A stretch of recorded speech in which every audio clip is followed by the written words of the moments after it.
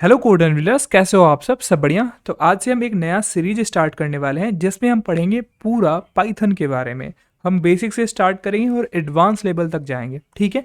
तो पहले हम समझ लेते हैं कि आज के वीडियो में क्या होने वाला है। तो आज के वीडियो में हम देखेंगे कि पाइथन आखिर होता क्या है, और पाइथन को समझने से पहले हम ये समझेंगे कि आखिर प्रोग्रामिंग लैंग्वेज होता क्या है। और उसके बाद हम ये देखेंगे कि पाइथन ही क्यों, हमने क्यों पाइथन सेलेक्ट किया, या फिर आपके सिलेबस में पाइथन क्यों है, पाइथन सीखना क्यों ज़रूरी है 2025 में। उसके बाद हम ये चेक करेंगे कि पाइथन का हिस्ट्री क्या रहा है, इसको किसने डेवलप किया, कहाँ कहाँ पे ये यूज़ होता है, इसके बारे में हम डिटेल डिस्कस करेंगे। आप पाइथन का यूज़ करके क्या क्या एप्लीकेशन बिल्ड कर सकते हो, पाइथन के कौन कौन से ऐसे फीचर्स हैं जो इसको अलग बनाते हैं दूसरे प्रोग्रामिंग लैंग्वेजेस से, इसके बारे में हम जानेंगे। और लास्ट में हम ये भी देखेंगे कि जो आपका इस बार टर्म में जिसने अपना पाइथन सेलेक्ट किया है, उसमें इस टर्म में उसको क्या पढ़ना है, कौन कौन से आपके एग्जाम देने होंगे, इन सब के बारे में हम डिटेल में डिस्कस कर रहे होंगे इस वीडियो में। तो चलिए स्टार्ट करते हैं बिना किसी देरी के। तो आखिर पाइथन होता क्या है, तो देखो पाइथन क्या है। पाइथन एक प्रोग्रामिंग लैंग्वेज है, और अगर पाइथन एक प्रोग्रामिंग लैंग्वेज है तो आपको सबसे पहले आना चाहिए कि पता होना चाहिए कि आखिर प्रोग्रामिंग लैंग्वेज होता क्या है। तो देखो प्रोग्रामिंग लैंग्वेज क्या होता है, ये सेट ऑफ इंस्ट्रक्शन होते हैं जो कि यूज़ किए जाते हैं कंप्यूटर से कम्युनिकेट करने के लिए।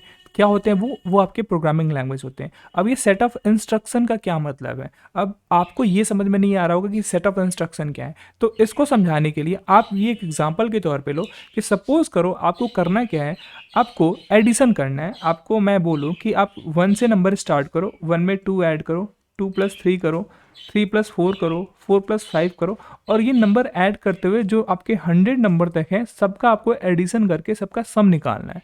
तो आप बताओ, जब इसको स्टार्ट करोगे, आपने स्टार्ट किया 1 टाइप किया कैलकुलेटर में, फिर उसके बाद +2 किया, +3 किया, +4 किया, +5 किया, और +100 तक जाना है। तो सबसे बड़ा जो टास्क होगा इसमें तो आपको टाइम कंज्यूम काफ़ी ज़्यादा होगा। और बीच में ये भी हो सकता है कि सपोज करो कि आपने क्या किया, 1+2 किया, +3 किया, और आप 4 की जगह पे आप 5 आ गए, क्योंकि आपको ध्यान से ह्यूमन एरर होता है, ये भी हो जाता है। तो अगर मान लो कि यहाँ पे 4 जो नंबर है वो मिस हो जाता है आपसे, तो जो आपका रिजल्ट आएगा वो क्या आएगा, वो गलत आएगा। अगर उसको आप सुधारना होगा तो आपको फिर से स्टार्ट करना होगा सभी चीज़ों को। तो ये एक कॉम्प्लिकेटेड टास्क हो जाता है ह्यूमन के लिए।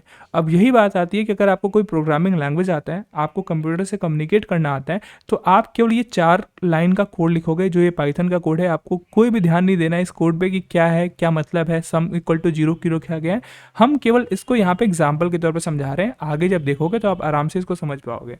तो ये जो 4 लाइन का कोड है, ये क्या करेगा, ये आपके कैलकुलेटर का जो टास्क है, जो आपने 1 से लेके 100 तक पूरा सम किया, उसको रिड्यूस कर देगा। केवल 4 लाइन आपको लिखना होगा, और जब इस कोड को आप रन कराओगे तो आपको 1 से लेके 100 तक का सम क्या होगा वो आपको मिल जाएगा, उसका आंसर मिल जाएगा। अब इसमें प्रॉफिट क्या हो रहा है, इसमें प्रॉफिट ये हो रहा है कि आपका जो टाइम है वो काफ़ी कम लग रहा है, ठीक है, टाइम की बचत हो रही है। दूसरा, जो ह्यूमन की गलती होती है, यानी कि आप कोई नंबर मिस कर दे रहे थे, वो गलती यहाँ पे पॉसिबल ही नहीं है, क्योंकि ये कंप्यूटर कर रहा है। तो यहाँ पे आपका टाइम सेव होगा और आपकी गलती नहीं होने वाली है, आपका एक्यूरेट आंसर आएगा। तो ये होता है आपका प्रोग्रामिंग लैंग्वेज। और आपने क्या किया, यहाँ पे आपको अगर सम निकालना था तो आपने कुछ सेट ऑफ इंस्ट्रक्शन दिए जिसको फॉलो करेगा कंप्यूटर, आप उससे क्या कर सकते हो, कम्युनिकेट कर सकते हो। तो ये होता है प्रोग्रामिंग लैंग्वेज, ठीक है। अब यहाँ तक अभी आपको समझ में आ गया। अब हम देखते हैं कि कितने तरह के प्रोग्रामिंग लैंग्वेज होते हैं, मेनली कितने लैंग्वेजेस होते हैं। तो देखो 2 तरीके आपके लैंग्वेज होते हैं। एक होता है लो लेवल लैंग्वेज, क्या होता है, एक होता है लो लेवल लैंग्वेज, और दूसरा जो होता है वो होता है हाई लेवल लैंग्वेज। अब लो लेवल लैंग्वेज में कौन से लैंग्वेजेस आते हैं, जो लैंग्वेजेस जो क्या हो, जो क्लोज हो मशीन कोड के, यानी कि बाइनरी के जो लैंग्वेजेस क्लोज होते हैं, 0 और 1 के जो क्लोज लैंग्वेजेस होते हैं, उनको हम बोलते हैं लो लेवल लैंग्वेजेस। इसमें क्या आता है, इसमें असेंबली लैंग्वेजेस आते हैं। असेंबली लैंग्वेज क्या है, ये आपका लो लेवल लैंग्वेज का एग्जाम्पल है। अगर मैं वही बात करूँ हाई लेवल लैंग्वेज क्या होती है, तो हाई लेवल लैंग्वेज वो होती है जो कि काफ़ी क्लोजर होती है ह्यूमन लैंग्वेजेस की। जैसे आप इंग्लिश लिखते हो तो उसके क्लोज में जो आप लिखते हो उस तरीके का पैटर्न होता है हाई लेवल लैंग्वेज का। अब इसका एग्जाम्पल की मैं बात करूँ तो जो आपका पाइथन है, पाइथन क्या है, ये एक हाई लेवल लैंग्वेज है, ठीक है। पाइथन हो गया, फिर आपका जावा हो गया, फिर आपका C++ हो गया, ये किसके एग्जाम्पल हैं, ये आपके हाई लेवल लैंग्वेज के एग्जाम्पल हैं। अब आपने समझ लिया कि लो लेवल लैंग्वेज क्या होता है और हाई लेवल लैंग्वेज क्या होता है। और एक चीज़ आपको समझना होगा कि मशीन लैंग्वेज क्या होता है, या फिर आपको ये समझना होगा कि बाइनरी लैंग्वेज क्या होती है। क्या होती है, बाइनरी लैंग्वेज। अब जो बाइनरी होता है ये होता है 0 और 1, ठीक है। 0 और 1 क्या होता है, ये बाइनरी लैंग्वेज होता है।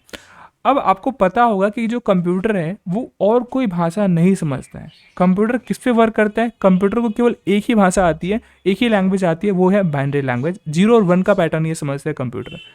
अब काफ़ी दिक्कत होगी अगर सपोज करो कि आप हाई लैंग्वेज में या फिर आप इंग्लिश लिख रहे हो या फिर आप कोई भी हाई लेवल लैंग्वेज का यूज़ करो, पाइथन का कोड लिख रहे हो, जावा का कोड लिख रहे हो, C++ का कोड लिख रहे हो, तो अब इसको कैसे आप लिखते हो कि कंप्यूटर समझ जाता है? ये क्वेश्चन काफ़ी रेज होता है कि आपने पाइथन का कोड लिखा, ये आपने 4 लाइन का कोड लिखा, और मैंने अभी आपको बताया कि जो कंप्यूटर है वो केवल बाइनरी लैंग्वेज समझता है। तो ये कोड तो बाइनरी नहीं है, ये यहाँ पे 0 तो है, लेकिन जैसे अल्फ़ाबेट भी है, SUM भी है, और यहाँ पे नंबर्स भी है, न्यूमेरिक भी है, तो आप कैसे बोल सकते हो कि ये कंप्यूटर समझ लेगा?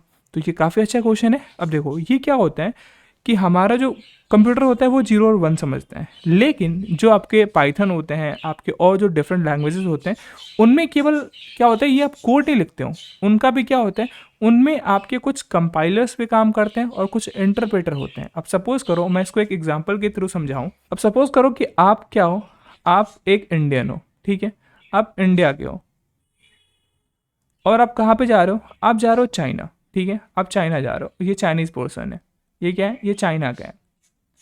अब जब इंडिया वाला चाइना वाले से मिलेगा, तो अगर इसको आती है क्या, इसको मान लो आती है हिंदी, इंडियन को क्या आती है, मेनली लोगों को हिंदी आती है, और चाइना वालों को क्या आएगी, चाइनीज़ आएगी, ठीक है।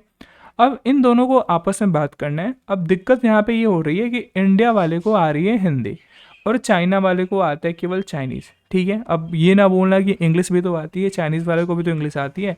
अब हमने ये केस माना है कि इसको भी इंग्लिश नहीं आ रही हो, चाइना वालों को भी इंग्लिश नहीं आ रही है। अब सपोज़ करो इन दोनों को क्या करना है, आपस में बात करना है, इंडिया वाले को चाइना वाले से बात करना है। तो ये कैसे होगा, क्योंकि इसको तो चाइनीज़ आ रही है और इसको केवल हिंदी आ रही है, तो कैसे होगा? तो यहाँ पे एक दिक्कत आ रही है कि ये आपस में बात कर ही नहीं पाएंगे, क्योंकि जो इसको लैंग्वेज पता है वो चाइनीज़ वाले को नहीं पता है। तो यहाँ पे समस्या का समाधान कैसे निकलेगा? समस्या का समाधान तब ऐसे निकलेगा कि इसको ऐसे एक बंदे की ज़रूरत पड़ेगी, जैसे सपोज करो कि एक ऐसा बंदा है जो क्या करे, जो हिंदी को इंडिया वाले पोर्शन से समझे, इसको ले और क्या कर दे, इसको ट्रांसलेट करके क्या बता दे, चाइनीज़ में बता दे। और क्या करे, जब चाइना वाला बोल रहा है तो इसको क्या कर दे, ये चाइना वाले को ये वाला समझे और इसको बता दे हिंदी वाले को, ठीक है। तो यहाँ पे हमें एक ट्रांसलेटर की ज़रूरत होगी, तभी एक इंडियन पर्सन एक चाइनीज वाले पर्सन से बात कर सकता है, ठीक है। तो ये क्या होता है, ये आपके ट्रांसलेटर होते हैं। ऐसे ही जब मैंने आपको बताया कि 2 तरह की प्रोग्रामिंग लैंग्वेज होती हैं, एक लो लेवल लैंग्वेज होती है और हाई लेवल लैंग्वेज होती है, और एक होता है आपका बाइनरी लैंग्वेज, जो कि कंप्यूटर का भाषा क्या है, बाइनरी है। अब जब हम हाई लैंग्वेज में आपका कोई कोड लिखते हैं, जैसे हमने क्या लिखा, कोई कोड लिखा, हमने कोई सोर्स कोड लिखा, ठीक है, हमने क्या लिखा, हमने सोर्स कोड लिखा। अब इसको मुझे बाइनरी में चेंज करना है, या फिर आप बोलो कि इसको मशीन कोड में मुझे चेंज करना है, जो कि मशीन कोड ही क्या होता है, कंप्यूटर समझता है। अब सोर्स कोड को मशीन कोड में आप कैसे समझाओगे कंप्यूटर को? तो यहाँ पे क्या होता है, यहाँ पे 2-3 चीज़ें होती हैं। जैसे एक होता है आपका कंपाइलर, क्या होता है कंपाइलर, एक होता है कंपाइलर, क्या काम करता है, कंपाइलर काम करेगा कि ये सोर्स कोड को लेगा, जैसे कि आपने कोई भी हाई लेवल लैंग्वेज में कोई भी कोड लिखा है, उसको लेगा, उसको कंपाइल करेगा और क्या करेगा, इसको चेंज कर देगा मशीन कोड में। जो आपने लिखा ये हो गया आपका हाई लेवल लैंग्वेज, यहाँ पे मैं लिख देता हूँ हाई लेवल लैंग्वेज, और इसको कंपाइल करके क्या कर दे रहा है, 0 और 1 के फॉर्म में इसको चेंज कर दे रहा है मशीन कोड में। तो कंपाइलर ये हो गया। तो कंपाइलर का काम क्या होता है, ये सोर्स कोड को मशीन कोड में चेंज करता है। अब कंपाइलर कौन से प्रोग्रामिंग में लैंग्वेज में यूज़ किया जाता है, जैसे आपका सी हो गया, C++ का आपने नाम सुना होगा, इन प्रोग्रामिंग लैंग्वेजेस में क्या होता है, कंपाइलर यूज़ किया जाता है। अब मैं दूसरा केस लूँ, अब दूसरा केस होता है आपका पाइथन का, या फिर आप बोलो एक तो कंपाइलर हो गया, और दूसरा जो आपका होता है जो ट्रांसलेटर का काम करता है, एक होता है इंटरप्रेटर। क्या होता है, एक इंटरप्रेटर होता है। इंटरप्रेटर का काम क्या होता है, इंटरप्रेटर का काम भी यही होता है। ये क्या करता है कि आपके सोर्स कोड को लेगा, मैं यहाँ पे SC लिखता हूँ, यहाँ पे सोर्स कोड को लेगा और इसको चेंज किस में कर देगा, इसको आपको मशीन कोड में चेंज कर देता है। किस में चेंज कर देगा, ये आपके मशीन कोड में चेंज कर देगा। अब यहाँ पे दोनों में डिफरेंस क्या आता है, कंपाइलर और इंटरप्रेटर में क्या डिफरेंस होता है। जो कंपाइलर होता है वो सारे कोड को एक बार में ही आपका क्या कर देगा, चेंज कर देगा, कन्वर्ट कर देगा, ट्रांसलेट कर देगा। लेकिन जो इंटरप्रेटर होता है वो क्या करता है, ये लाइन बाय लाइन कोड को क्या करता है, ट्रांसलेट करता है। क्या करेगा, ये लाइन बाय लाइन एग्जीक्यूशन करता है। यानी कि जो आपने एक सोर्स कोड लिखा, इसको क्या करेगा, एक लाइन को पहले ट्रांसलेट करेगा मशीन कोड में, फिर दूसरे को करेगा। यानी कि यहाँ पे लाइन बाय लाइन प्रोसेस होता है, और यहाँ पे क्या होता है, ऑल एट वंस होता है कंपाइलर में। तो ये आपको समझ में आ गया। तो आपका कंपाइलर होता है और इंटरप्रेटर होता है। अब दोनों टेक्नोलॉजी को अगर कोई यूज़ कर ले तो वहाँ पे हाइब्रिड हो जाता है। क्या होगा? हाइब्रिड। हाइब्रिड में क्या होता है कि आपका कंपाइलर भी यूज़ होता है और इंटरप्रेटर भी यूज़ होता है। तो आपको समझ में आ गया कि जो आप हाई लेवल लैंग्वेज लिखते हो वो कंप्यूटर समझता है क्या है। तो कंप्यूटर कैसे समझता है? कंपाइलर और इंटरप्रेटर की मदद से समझता है। ठीक है, इतना आपको समझ में आ गया। अब हम आगे बढ़ते हैं। अब आप समझ सकते हो कि पाइथन क्या होता है। अब देखो पाइथन क्या होता है। Python is a high level interpreted and versatile programming language known for its simplicity and readability. यानी कि पाइथन क्या है? ये एक हाई लेवल लैंग्वेज है और इंटरप्रेटेड लैंग्वेज है, और इसके सिंप्लिसिटी और रीडेबिलिटी के लिए क्या होता है? पाइथन यूज़ किया जाता है। अब इसको बनाया किसने बनाया था पाइथन को? किसको क्रिएट किसने किया था? तो एक व्यक्ति थे जिनका नाम था ग्विडो वॉन ड्रेसोम। ठीक है, इन्होंने 1991 में पाइथन को डेवलप किया था। इनका फोटो ये है। ठीक है, तो इन्हीं की वजह से आप इनका चेहरा याद रख लो कि इन्हीं की वजह से क्या कर रहे हो आप? पाइथन पढ़ रहे हो। इन्होंने बनाया था 1991 में पाइथन को। अब काफ़ी बच्चों का ये होता है कि पाइथन एक स्नेक का नाम है, एक सांप का नाम है, जो आपको यहाँ पे पिक्चर में दिख रहा होगा। अब ऐसा नहीं है कि इन्होंने पाइथन का नाम इस स्नैक के कारण रख दिया, यानी कि इस वाले सांप को देखा और इन्होंने नाम रख दिया इस प्रोग्रामिंग लैंग्वेज को पाइथन, क्योंकि ये काफ़ी खतरनाक है। तो ऐसा कुछ नहीं है कि पाइथन का नाम एक स्नैक के नाम पे पड़ा है। तो आखिर क्या है रीज़न? पाइथन ही क्यों इन्होंने नाम दिया?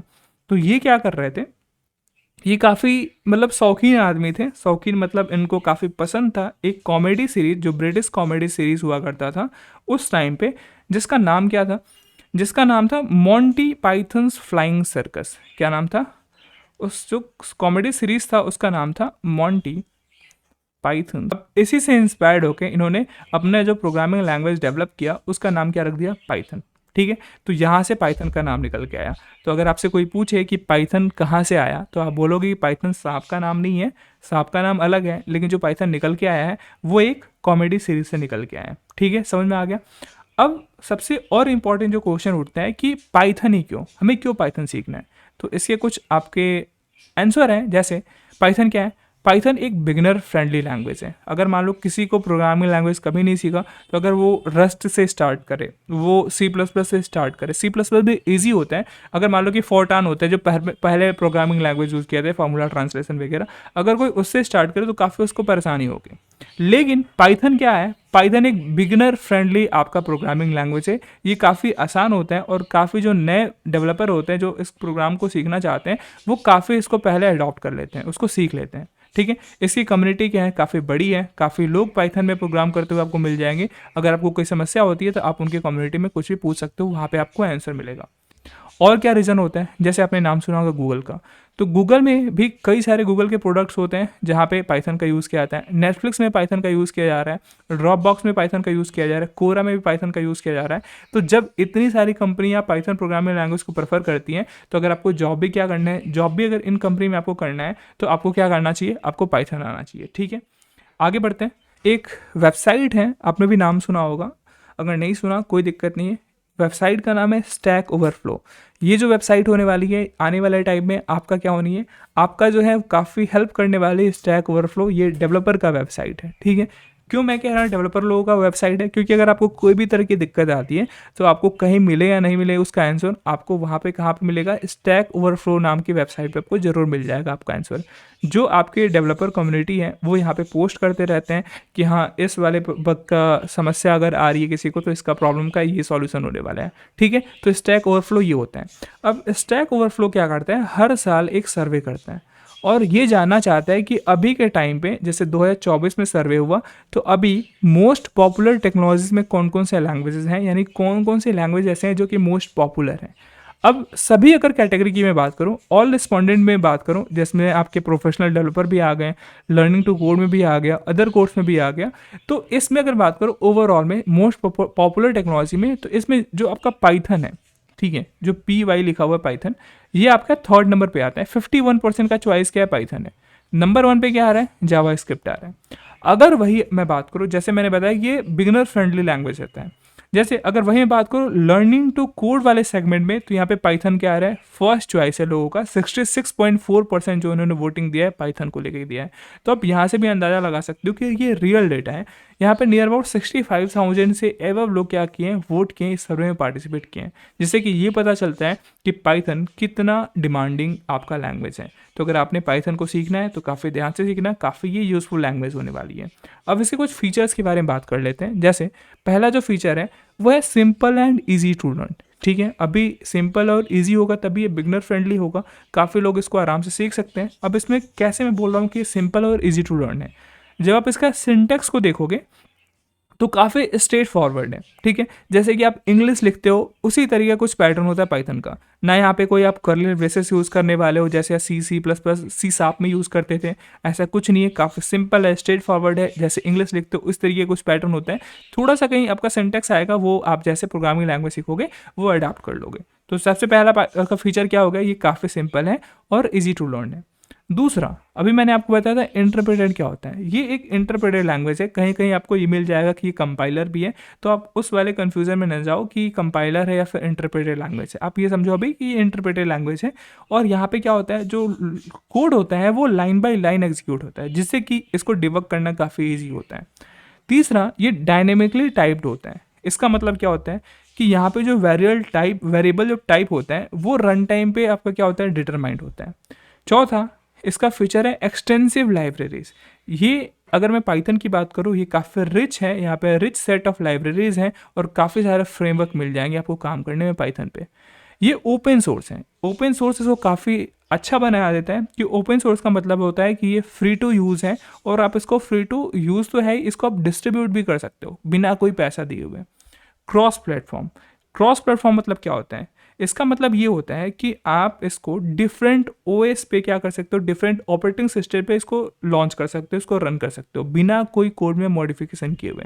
तो ये हो गया क्रॉस प्लेटफॉर्म। अगर आप विंडो पे रन कर रहे हो, आप विंडो का कोड अगर लेके जाओ, आप मैक ओएस में रन कराना चाहो, आप इसको लिनक्स में रन कराना चाहो, तो ये कोई भी प्लेटफॉर्म पे रन कर जाएगा बिना किसी कोड में मॉडिफिकेशन किए हुए। ठीक है, तो ये आपके फीचर्स हो गए पाइथन के। अब आता है पाइथन का एप्लीकेशन कहाँ पे आएगा। अब आपने पूरी कहानी बता दी कि कहाँ से आया, क्या हुआ। अब ये बताओ कि हम पाइथन का यूज़ कहाँ पे करेंगे। तो पाइथन का यूज़ होता है वेब डेवलपमेंट में। अगर मान लो कि आपको वेब डेवलपमेंट करना है, कोई वेबसाइट बनानी है, तो भी आप क्या कर सकते हो, पाइथन का यूज़ कर सकते हो। इसमें कई सारे आपकी टेक्नोलॉजी आती है, कई सारे टूल्स होती हैं, जैसे आपका डिजांगो हो गया, फ्लैस्क हो गया, इनका यूज़ करते हुए आप क्या कर सकते हो, वेब डेवलपमेंट कर सकते हो। अब आप पाइथन का यूज़ करते हुए आप डेटा साइंस में भी जा सकते हो। जैसा कि आप डेटा साइंस पढ़ रहे हो, आपका पूरा का पूरा कोर्स का नाम ही है BS इन डेटा साइंस। इसमें आप देख रहे हो कि पाइथन इंट्रोड्यूस किया जा रहा है, तो कोई ना कोई कारण होगा पाइथन को यूज़ किए हुए, पाइथन को डाले हुए आपके सर्विस में, क्योंकि ये data science and machine learning में यूज़ किया जाता है। अब इसमें काफ़ी सारे टूल्स होते हैं, जैसे नंपाई हो गया, पांडास हो गया, टेंसरफ्लो हो गया, इनके थ्रू क्या कर सकते हो, आप डेटा साइंस और मशीन लर्निंग में जाते हो। फिर तीसरा आपका जो होता है इसका एप्लीकेशन, ये होता है ऑटोमेशन एंड स्क्रिप्टिंग में। अगर आपको किसी टास्क को ऑटोमेट करना है, स्क्रिप्ट करना है, तो भी आप क्या करते हो, पाइथन का यूज़ करते हो। काफ़ी लोग होते हैं जिनको गेम को बनाना, डेवलप करना काफ़ी पसंद होता है, तो गेम डेवलपमेंट भी क्या कर सकते हो, पाइथन के थ्रू कर सकते हो। इंटरनेट ऑफ थिंग एक नया क्रेज़ निकल के आया है, जिसमें आप क्या करते हो, किसी भी चीज़ को ऑटोमेट करते हो। ठीक है, जैसे सेल्फ ड्राइविंग कार हो गया, वो जो गेट क्लोज और बंद हो गया, काफ़ी सारे रोबोट्स हो गए। तो अलग अलग फीचर्स होते हैं जो आपके IoT पे काम करते हैं, इंटरनेट ऑफ थिंग्स पे होता है। इसका भी काम किस पे आप कर सकते हो, पाइथन से कर सकते हो। तो ये पूरा का पूरा ओवरव्यू हो गया आपके पाइथन का, कि क्यों पाइथन पढ़ना है, पाइथन का हिस्ट्री का है, क्या है, प्रोग्रामिंग लैंग्वेज क्या होता है। आई होप कि आपको ये पूरा समझ में आ गया होगा। अब हम देखते हैं कि जो हमारा सिलेबस है, जो BS इन डेटा साइंस में जो प्रोग्रामिंग लैंग्वेज पाइथन है, उसमें आप क्या क्या मेनली पढ़ोगे। तो जो आपका पहला लेक्चर होने वाला है, वीक 1 में आप पढ़ सकते हो इंट्रोडक्शन टू पाइथन, पाइथन के बारे में। दूसरे इसमें पढ़ोगे कि आप कंडीशनल क्या होते हैं, यानी कि इफ़ एल्स के बारे में पढ़ोगे कि इफ़ कैसे काम करता है, एल्स कैसे काम करता है। फिर आप लूप के बारे में पढ़ोगे कि फॉर डू वाइल ऐसे जो लूप्स होते हैं उनके बारे में पढ़ोगे। फिर आप फंक्शन के बारे में पढ़ोगे। फिर आपका लिस्ट एंड टपल्स आपके सिलेबस में है, सेट्स एंड डिक्शनरीज हैं। फिर आप फाइल हैंडलिंग के बारे में पढ़ोगे कि डिफरेंट फाइल्स को आप कैसे हैंडल करते हो। आपका ऑब्जेक्ट ओरिएंटेड प्रोग्रामिंग जो कॉन्सेप्ट होता है, उस कॉन्सेप्ट होता है, वो क्या होता है। इसमें आप इनहेरिटेंस पढ़ोगे, काफ़ी सारी चीज़ें होती हैं, इनकैप्सुलेशन होती है, इनके बारे में आप क्या पढ़ोगे। आपका ये भी सिलेबस में आपके हैं, ये काफ़ी इंपॉर्टेंट है। और इंटरव्यू में आपके ऑब्जेक्ट ओरिएंटेड प्रोग्रामिंग के जो कॉन्सेप्ट हैं वहाँ से डायरेक्ट क्वेश्चन पूछे आते हैं। तो ये पूरा का पूरा आपका सिलेबस होने वाला है इस टर्म में। अब इसमें मैं आपको बता दूं कि क्या क्या आपको कैसे करना है। तो आपको देखना क्या है, आपको सबसे पहले सारे के सारे जो आपके IIT मद्रास के लेक्चर्स दिए जाते हैं उनको पहले देखना है, जिससे कि काफ़ी आपको हेल्प मिलेगा। तो आपको लेक्चर्स देखने होंगे सारे के सारे।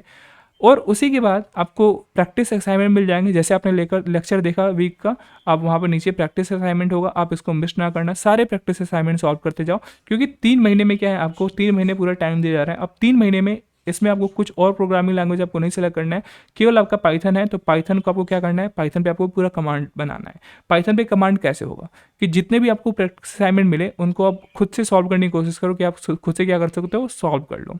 फिर जो अभी ग्रेडेड असाइनमेंट आएंगे, जैसे वीक 1 का आपने कंटेंट पढ़ा, तो वीक 1 का आपका क्या आएगा, ग्रेडेड असाइनमेंट होगा, उसको आपको सॉल्व करना है। आपको मिस नहीं करना है, आपको कहीं से कॉपी नहीं करना है, तभी आप क्या कर सकते हो, आप पाइथन को मजबूत कर सकते हो। यहाँ पे एग्जाम्स के बारे में बात कर लेते हैं। यहाँ पे 2 थ्योरी एग्जाम्स होंगे, एक तो होगा क्विज 1 और एक क्या होगा, आपका एंड टर्म एग्जाम होने वाला है पाइथन के लिए। ठीक है, तो ये आपको टीसीएस वाले जो सेंटर हैं वहाँ पे जाके देना होता है एग्जाम। और आपके 2 जो होते हैं, 2 ऑनलाइन आपके टेस्ट होते हैं, 2 प्रोग्रामिंग एग्जाम्स होते हैं जो कि घर पे होते हैं। लेकिन ऐसा नहीं है कि आप जैसे आप और सारे टेस्ट देते हो वैसे होगा। आपको पूरा का पूरा यहाँ पे देखा जाएगा, आपका कैमरा ऑन होगा, आपके सारे मूवमेंट को देखी जाएंगे कि आप कैसे एग्जाम दे रहे हो, आप यहाँ पे नकल नहीं कर सकते हो। ठीक है, तो ये आपके 2 आपके प्रोग्रामिंग एग्जाम्स होंगे जो आप ओपीई के नाम से जानते हो, ये आपका होगा। ठीक है, तो ये आपका पूरा पैटर्न हो गया, सिलेबस हो गया कि कितने आपको एग्जाम देने हैं, क्या क्या पढ़ना है। तो आई होप कि आपको वीडियो जो है अच्छा लगा हो। तो मिलते हैं नेक्स्ट वीडियो में नेक्स्ट टॉपिक के साथ। जय हिंद, जय भारत।